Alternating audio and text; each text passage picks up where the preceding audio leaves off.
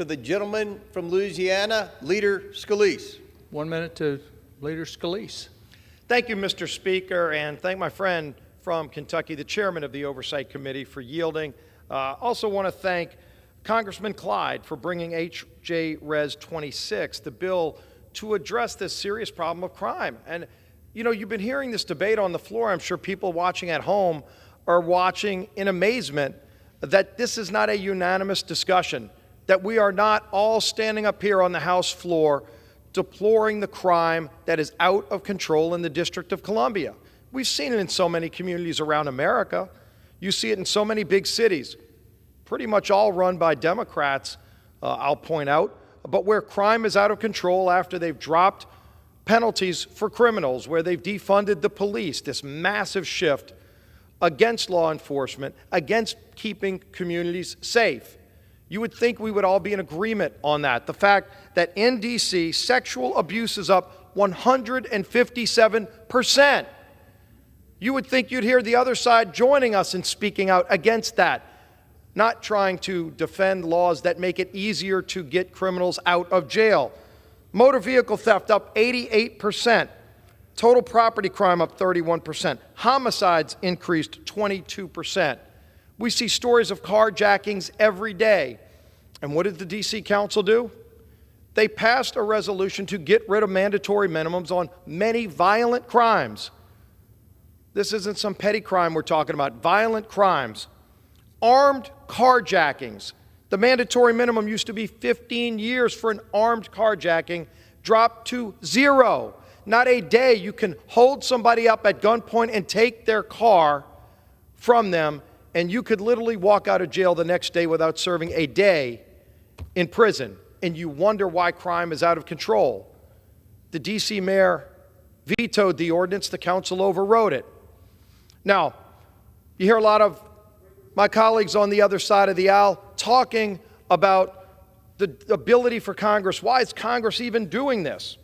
Well, you know, Mr. Speaker, just the other day, we actually spent a day reading the entire United States Constitution on the House floor. Maybe my Democrat colleagues didn't listen to that discussion. Maybe they haven't read the United States Constitution in a long time, but I'll break the copy out. It's easy to read. Article 1, Section 8 talks about the District of Columbia. It says Congress has the power to exercise exclusive legislation in all cases whatsoever over such district. Yes, Congress is given the exclusive right to legislate in all cases dealing with the District of Columbia. You could talk about debates that go on in state houses. The District of Columbia is not a state for a lot of reasons. Our founding fathers actually wanted a capital of the United States that wasn't part of a state. There's a lot of debate about why that happened. In fact, this land that we're standing on right now used to be part of a state. The state's called Maryland. It's still there. Maryland gave land to the United States because our nation decided we wanted the capital to be in a place that is not tied to the other states. That's just the home of the nation's capital. And it gave Congress in the Constitution the authority to get involved in these kind of issues. And it doesn't happen often.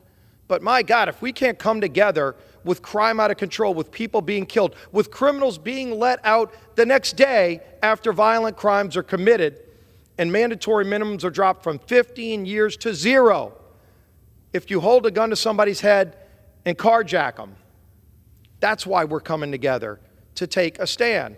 And everybody can vote if they are okay with letting the carjackers walk scot-free. They'll have that opportunity. Don't count me in that number. I would say don't count the millions of people that both live in the District of Columbia, living in fear of crime, don't want that crime, and the millions of people that come as tourists to come and visit our nation's capital should not live in fear of that violent crime every day because criminals get to walk free. And how is the governance determined? They allow people that are here illegally to vote in D.C. We have another bill that we're bringing up to say that people here illegally cannot vote in D.C. elections. It's bizarre listening to the debate on the other side that want to defend the ability for illegals. We went and verified there's not even an exception for foreign nationals. So people that work at the Chinese embassy, we saw how they respect our laws in the United States.